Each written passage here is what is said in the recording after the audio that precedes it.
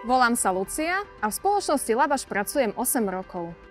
Nastúpila som na pozíciu brigádničky a neskôr na pozíciu pokladničky. Postupne som dostala šancu pracovať v ďalších 3 prevádzkach na rôznych pozíciách. Aj vďaka týmto skúsenostiam sa mi podarilo získať vysnívanú pozíciu vedúcej predajne. Moja každodenná rutina začína hneď ráno kontrolou predajnej plochy pred otvorením. Všímam si vyloženie tovaru, estetický vzhľad predajne a či je na predajni dodržaný poriadok. Prípadné nedostatky na predajnej ploche si prejdem s mojím tímom a rozdelím úlohy.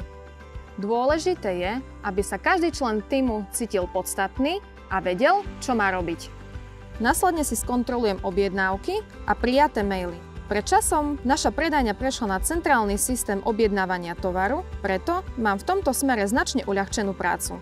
Počas dňa je pre mňa prioritou zabezpečiť vhodné pracovné prostredie pre mojich kolegov, pretože verím, že len spokojný zamestnanec dokáže podať dobrý výkon. Na firme oceňujem, že sa neustále posúva vpred a investuje do inovácií, ako sú napríklad elektronické cenovky, ktoré nám zjednodušili prácu na predajni. Zároveň ma teší systém benefitov, z ktorých mojím obľúbeným sú podujatia pre naše deti, ako je Deň detí či Mikuláš.